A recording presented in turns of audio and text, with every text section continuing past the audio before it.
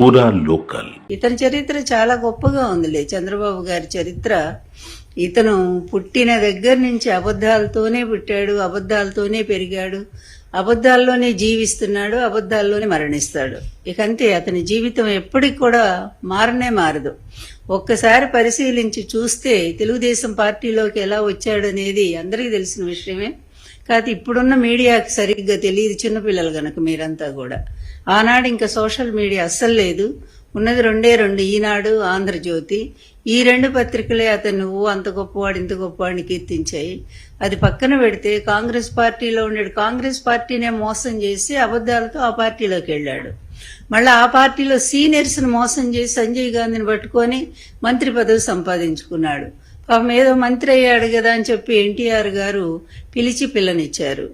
పిల్లనిచ్చిన తర్వాత ఎన్టీఆర్ గారు తెలుగుదేశం పార్టీ పెట్టారు. పెట్టినప్పుడు ఈయన కాంగ్రెస్లోనే ఉండి, ఏంటి అసలు మా మామ రంగులు పూసుకునేవాడు, అదేవిధంగా నటుడు, ఆయన్ని ఓడించడం పెద్ద కష్టమేం కాదు చూడండి అని చెప్పి బీరాలు బలికి మొత్తానికి చంద్రగిరిలో పోటీ చేసి అయిపోయాడు. ఒక సామాన్య కార్యకర్త, అతను ఎవరో కూడా తెలియదు, సుబ్రహ్మణ్య నాయుడు ఏదో ఉంది.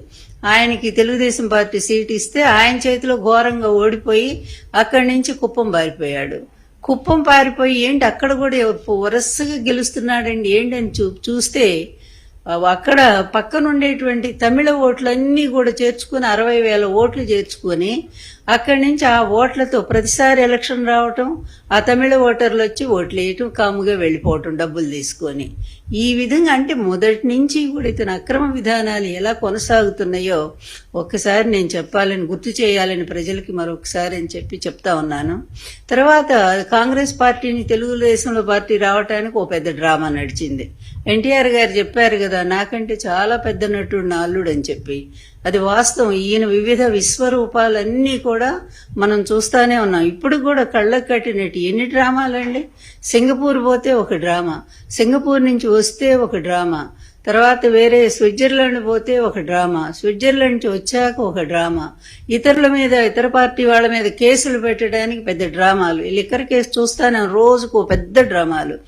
ఆస్కార్ అవార్డు ఇచ్చేంత స్థాయిలో ఈ రోజు చంద్రబాబు నాయుడు గారు, అతని కొడుకు నటన ఇంకెందుకులేండి, అంత అద్భుతంగా అంత సహజంగా నటిస్తా ఉన్నారు వాళ్ళు. అయితే తెలుగుదేశం పార్టీకి రావటానికి భార్యను అడ్డం పెట్టుకున్నాడు. ఆ రోజు భార్యను అడ్డం పెట్టుకొని ఆమె ఇంక తండ్రి దగ్గర అలిగి, నేను అన్నం తిన్ను, మంచినీళ్ళు కూడా తాగను, నా భర్తను పార్టీలో తీసుకోవాల్సి. నిజానికి అప్పుడు తెలుగుదేశం పార్టీ స్థాపించినప్పుడు ఒక రూల్ ఉంది వాళ్ళకి. ఏంటండి, యాంటీ కాంగ్రెస్ లో ఆవిర్భవించినటువంటిది తెలుగుదేశం పార్టీ, ఎన్టీఆర్ గారు ఆత్మగౌరవం అనే నినాదంతో. అలా వచ్చినటువంటి పార్టీ కాంగ్రెస్ లో ఉండే వాళ్ళని తీసుకోకూడదనేటువంటి ఒక రూల్ పాస్ చేసుకున్నారు వాళ్ళు. అలాంటి దాన్ని కూడా వైలేట్ చేసి పక్కన పెట్టేసి, తర్వాత ఈమె కూతురు కదా, కూతురు ఏడ్చేసరికి తండ్రి ఏం చేశాడు, జాలితో కరిగిపోయాడు.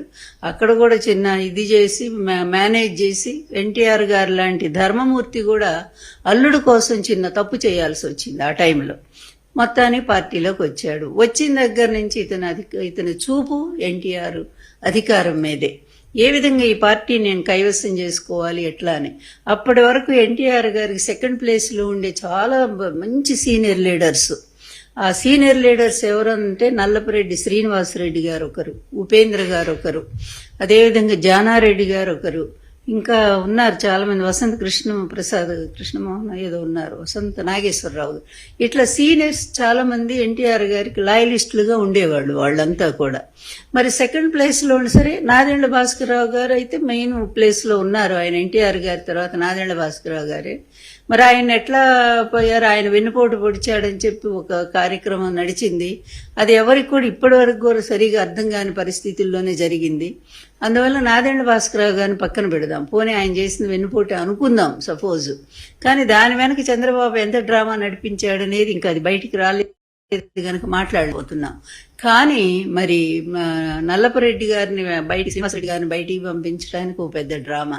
అంటే ఎన్టీఆర్ గారి ప్రక్కన సెకండ్ ప్లేస్ లో ఎవరు ఉండటానికి వీల్లేదు.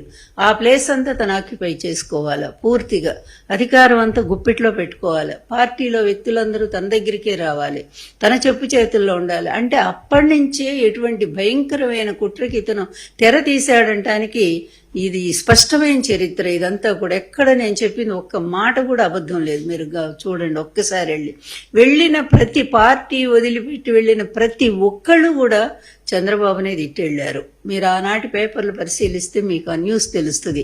ఇతని వల్లే మేము బయటికి వెళ్ళాం, ఇతను ప్లాన్ ప్రకారం మమ్మల్ని బయటికి పంపించాడు. పాపం నల్లపరెడ్డి శ్రీనివాసరెడ్డి గారు అయితే ఆయన పడకటింట్లో కూడా ఎన్టీఆర్ ఫోటో పెట్టుకుని అంత ఆరాధించేటువంటి వ్యక్తి. అలాంటి వ్యక్తే బయటికి వెళ్ళిపోయాడంటే మీరు ఆలోచించండి. అలాగే ఉపేంద్ర గారు మహామేధావి అని పేరు ఆ రోజుల్లో. అలాంటి ఆయన అసలు రైల్వే ఉద్యోగాన్ని వదిలేసి ఎన్టీఆర్ గారి వీరాభిమాని. అతను వచ్చి పార్టీలోకి అతను బయటికి వెళ్ళిపోయాడు. ఇలా ఎన్టీఆర్ గారి పక్కనున్న వాళ్ళందరినీ కూడా బయటికి పంపించేసి కోనారాయణ ఈయనొక్కడే మొత్తం పెత్తనం. ఇక పాపం ఎన్టీఆర్ గారు ఇంకెవరి మీద డిపెండ్ అవ్వాలి? సొంత అల్లుడు కదా. అందులో సీనియర్స్ అంతా బయటికి వెళ్ళిపోయారు. జానారెడ్డి గారు వెళ్ళిపోయారు. ఎవరి మీద ఆధారపడాలంటే ఇక అల్లుడే దిక్కయ్యాడు. అందుకని మొత్తం ప్రధాన కార్యదర్శి పోస్టులు ఇచ్చి నాయన నువ్వే చూడు పార్టీ అంతా, ఎవరు వచ్చినా కూడా అదిగో అబ్బాయి దగ్గరికి వెళ్ళండి, చంద్రబాబు దగ్గరికి వెళ్ళండి అని చెప్పేవారు. ఇట్లా అతను పార్టీలో పార్టీ మీద ఒక పట్టు సాధించుకుంటూ వస్తున్నాడు.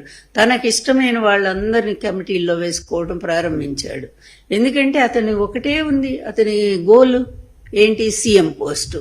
మొదటి నుంచి కూడా పాపం అమాయకుడైనటువంటి ఎన్టీఆర్ గారు ఇతని దుర్మార్గాన్ని కనిపెట్టలేకపోయాడు. ఎప్పుడు కూడా మన ఇంట్లో ఉండేటువంటి వాళ్ళు మనకి వెన్నుపోటు పొడుస్తారని మనం ఊహించలేము. కానీ ఇంట్లో ఉండే వాళ్ళ వల్ల ఎక్కువ ప్రమాదాలు జరుగుతాయని మనం ఈ మధ్య కూడా చూస్తూనే ఉన్నాం, వైఎస్ఆర్ ఫ్యామిలీలో కూడా. అందువల్ల దారుణంగా ఇట్లాంటి వెన్నుపోటుకి అప్పటి నుంచే శ్రీకారం చుట్టాడు.